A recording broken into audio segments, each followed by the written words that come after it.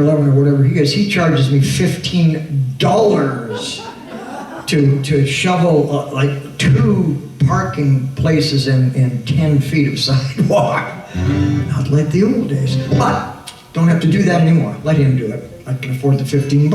Snowballs, another thing with snow. You can have fun with snowballs. That's a big long story that I've told it some of these to some of the folks at the homes I've been at, but I won't tell you the long story today. The short story is that about 1956, I'm at Prince Charles School over the East End. Some of you may know Prince Charles. And it was just barely open at that point. And the big sign, as you went in and out the side door there where the kids went in and out, big sign said, "No snowball throwing on school property." It didn't say it, but implicit, and if you break this, we're going to let Santa know. They didn't say that, but we all knew. So last day of school, last day before Christmas, last recess. The day's been a joke anyway. You remember the last day before Christmas, you didn't do anything. It was just everybody was goofing around. So this is the last recess in the afternoon. And we're outside playing, and somebody makes a snowball and throws it. And next thing you know, there's 100 kids throwing snowballs. Big group of people right where you are, whole bunch of kids throwing every which way. Over there where the tree is, a little further out, there's a handful of kids, maybe a dozen, maybe, I don't know, doesn't matter, dozen, 20, whatever there. And they're throwing back and forth, like this way, right, this way. I'm on the far side. I'm throwing this way. And I'm having some luck, as you do. You get hit, and you hit some people. That's just so much. Everybody's having a great time. Out from the school door comes, and you all know this person, even if you don't know the name, you know who I'm talking about. Miss Morris. Now, Miss Morris was probably 60, would come to work wearing dresses that probably belonged to her grandmother. You know who I'm talking about, right? You know who I'm talking about. Everybody had one of those teachers. She had started out, as she was very fond of reminding us, in a one-room schoolhouse. She was also fond of reminding us how much smarter the children were there than you lot. She talked to you lot a bunch, or a lot. Anyway, Miss Morris comes out of the school, and she would be the one teacher who would, on the last recess, who would come out and give us heck for throwing snowballs. And doesn't she step out the door, and doesn't she start to say, "Now you kids cut that." And as she's saying that, here's little Jimmy over here, who doesn't really see her. I'm focusing on my buddy John Wakabayashi. Johnny's standing over here, and I'm over there, and I got him. He's not really looking at me. I'm gonna get one, I'm gonna nail him good with this one. And so I throw the snowball, and John sees the snowball coming, and he just does one of these. He just does that. And the snowball goes right by him, and whack! Into Miss Morris. Well, you can imagine, she was not happy. She came over and literally, physically grabbed me by the ear. I told the story to my nephews one time, and they said, "You're joking. Nobody ever did that. They'd go to jail if they grabbed a kid." And maybe now, but not then. Grabbed me by the ear, dragged me into the principal's office, phoned my home. My mom was required to phone my father at work. He had to come home. They had to come down to the school and bail me out for hitting Miss Morris with a snowball. I gotta tell you though, it was one of the most satisfying snowballs I ever threw. And Santa didn't find out, as it turned, or if he did, he overlooked it. Now the other fun thing that you could do, and we always did, was make snowmen up and down our street. On Bridges Street out there was vets housing. There was all kids everywhere. Most people made a snowman. My little brother and I went out one year to make one and did a pretty good one, but we had an issue here when it came to the eyes and the nose, and we looked next door, the little boy next door, he and his dad had made one the year before, and we looked at it, and it's a pair of pieces of coal for eyes. Well, okay, that's kind of standard, and a carrot for a nose. All right, that's kind of standard too. So what do you do when you don't have the tools? You go and ask Mom, right? So in the house, you go, "Hey, Mom, we need some help." "What's up, boys?" "Well, we're building a snowman." "Oh, well, that's good, good for you." "And where's Ted's scarf?" Where's his scarf? Because he was all wrapped up in one of those. Have you seen that movie, The Christmas Story, with the little rifle, and little Ralphie goes to school and he can't move? He's in one of the. That's my brother. So I had to do all the snowball. He just stand there like this with a scarf. So I took the scarf off and put it on. My mother was not pleased about that. He said, oh, it's out on the snow, ma'am. I'll bring it in. Okay. So what do you need now? Well, we need eyes and a nose. Eyes. Okay, just a minute. Oh, and it has to be coal. It has to be coal. We have no coal. I'm sorry, Jimmy, Teddy. We don't have any coal. Oh, gee, Mom, what are we going to do? Wait a minute. Off she goes down to her snow, where she kept her sewing stuff, turned into snowing stuff, and came back with 2 big black buttons off a sweater or old coat or something. How will those do for eyes? Oh, they'll be fantastic. Oh, we need eyes of carrot. Mom, we need carrots? I don't know. I'll have to get on the cold cellar. You remember cold cellars, right? It'd be amazing how many kids today is at cold cellar. They don't know what you're talking about. She goes down to the cold cellar and comes back up, and she's got this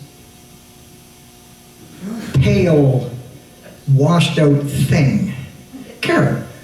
Say, Mom, Byron next door, he's got a big carrot. It doesn't look like that. She said, oh, no, boy. No. He's only got an ordinary carrot. You have a special white Christmas carrot. Oh, white Christmas carrot. What did I know? White Christmas carrot. But later found out it was a parsnip. But it didn't matter. It worked, and so there we are with the eyes and the nose and Ted's scarf. I don't know if I ever did bring the scarf back. I think probably there till springtime. So that was our snowman. We never gave him a name, but of course there are 2 famous snowmen in our mythology. One of them is the abominable snowman.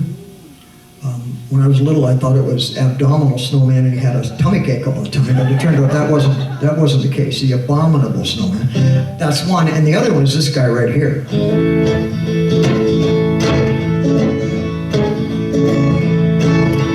Frosty the snowman was a jolly, happy soul, with a corncob pipe and a button nose and 2 eyes made out of buttons.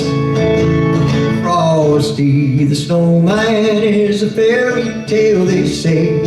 He was made of snow, but the children know how he came to life one day. There must have been some magic in that old silk hat he found. But when they placed it on his head, he began to dance around. Oh, Frosty the snowman was alive as he could be, and the children say he could laugh and play just the same as he let me. A little drama inserts itself into Frosty's life here. Oh, Frosty the snowman knew the sun was hot that day, so he said, let's run and we'll have some fun before I melt away. Down to the village with a broomstick in his hand, running here and there all around the square, saying, catch me if you can. He led them down the streets of town right to the traffic cop. They paused a moment when he heard him for a stop. Oh, Frosty the snowman had to hurry on his way, but he waved goodbye saying, don't you cry, I'll be back again someday. Anybody remember what a snowman sounds like when he's walking away down the street? Do you remember? It's in the song. He goes thumpity thump thump thumpity thump thump, look at Frosty go. Thumpity thump thump thumpity thump thump over the hills of snow. And there's Frosty the snowman doing his thing. Well, we're moving along, as I said. It's kind of a chronology here. We're getting a little closer to Christmas itself. And when I was a little guy, most of you folks too, when you were little, parents, as Christmas approaches, particularly after the snowfalls, first snowfalls, Mom starts thinking, my dad not so much, but Mom, now you boys remember that Christmas is coming and Santa's got his eye on you. So he keeps 2 lists, he's got a list of the good little boys and girls. Well, my sister was always good, so she didn't care about any of that. The little boys, good little boys and bad little boys, and you do not want to be on the wrong list. So you guys remember that. As a learning device, learning aid, because my mother was a very, very, very sharp woman, and so she taught my brother and I, maybe my sister too. We should tell my brother and I this little song right here. And as we started to think about Christmas coming, there was always music in our house. Somebody was always singing, and quite often this song would come out somehow. She'd sing it or she'd get us to sing it, and it was just to remind us of what was going on. Well, you better watch out, you better not cry, you better not pout, I'm telling you why. Santa Claus is coming to town. Well, he's making a list and he's checking it twice, gonna find out who's naughty and nice. Santa Claus is coming to town. He sees you when you're sleeping, he knows when you're awake. He knows if you've been bad or good, so be good for goodness sake. Oh, you better watch out, you better not cry, you better not pout, I'm telling you why. Santa Claus is coming to town. It was the scary part for me though, especially when I was little. He sees you when you're sleeping. You say, what? He knows when you're awake. He knows if you've been bad or good, so be good for goodness sake. You better watch out, you better not cry, you better not pout, I'm telling you why. Santa Claus is coming, Santa Claus is coming, Santa Claus is coming to town. And here he comes now. Here he goes. He's coming very soon because it's almost Christmas Eve. You know the part about where he sees you when you sleep? Yeah. Nowadays, that's illegal, too. Yeah, good point. Exactly right. No more ear grabbing, no more seeing you when you're sleeping. It's amazing how these stories have to change to stay woke. Of course, we're all concerned about that. Not. There's a great song that, to me, a great song. I only heard this song maybe 10 years ago for the first time. I didn't know anything about it, never heard it on the radio or anything, but it turns out it was a big hit back in the 40s and 50s. And a friend of mine named Larry Smith recorded it on a Christmas album. That's where I first heard it. And this is a little boy. It's a song about a little boy who really, he's on the wrong list. But the thing is, he knows he's on the wrong list. And he knows, you know, abandon all hope, ye who enter here, because he's toast. He's done. Well, I broke my bat on Johnny's head. Somebody snitched on me. I hit a frog in my sister's bed. Somebody snitched on me. I spilled some ink on Mommy's rug, and I made Tommy eat a bug. I bought some dunk with a penny slug, and somebody snitched on me. Oh, I'm getting nothing for Christmas, 'cause Mommy and Daddy are mad. I'm getting nothing for Christmas, 'cause I ain't been nothing but bad. Well, I put a tack in my teacher's chair and somebody snitched on me. I tied a knot in Susie's hair and somebody snitched on me. Well, I did a dance on Mommy's plants, climbed a tree and tore my pants, filled the sugar bowl with ants and somebody snitched on me. Seeing Santa Claus, 'cause somebody snitched on me. He won't come visit me because somebody snitched on me. Well, next year I'll be going straight. Next year I'll be good, just wait. I'd start now, but it's way too late, 'cause somebody snitched on me. That's why I'm getting nothing for Christmas. Mommy and Daddy are mad. I'm getting nothing for Christmas. Why? 'Cause I ain't been nothing. I ain't been nothing. I ain't been nothing but bad. There you go. I'm getting nothing for Christmas, and I know all about it too.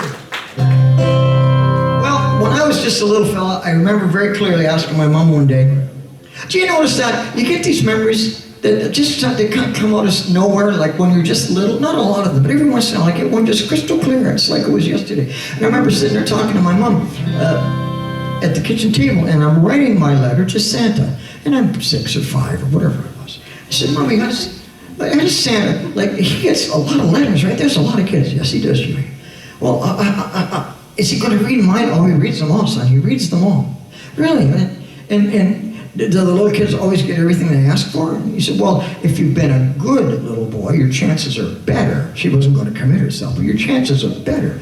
I said, what if a little child asked for something, you know, silly, like maybe he wanted a new car or a real airplane or something like that? She said, well, I think Santa would kind of take that under advisement and probably bring him something a little more appropriate. So that being the case, I certainly hope this little child got something more appropriate.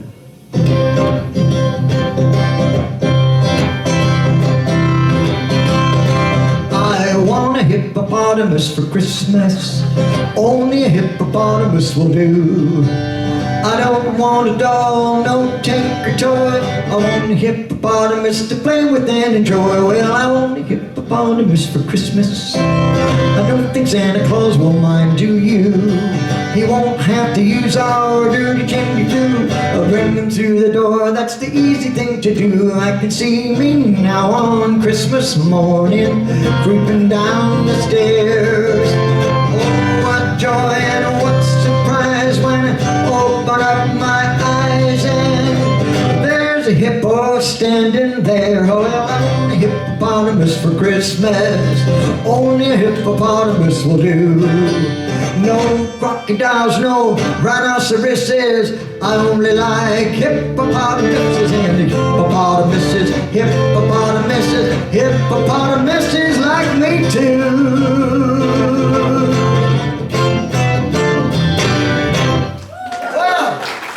So we hope, don't we, that Santa exercised a little bit of his discretion for that? Well, now it's Christmas, so stop that. Thank you. Oh, here, just there. I don't know why it's doing that at all. I do apologize for that. There you go. It's now Christmas. Christmas Eve dinner is over. I don't know if you have big dinner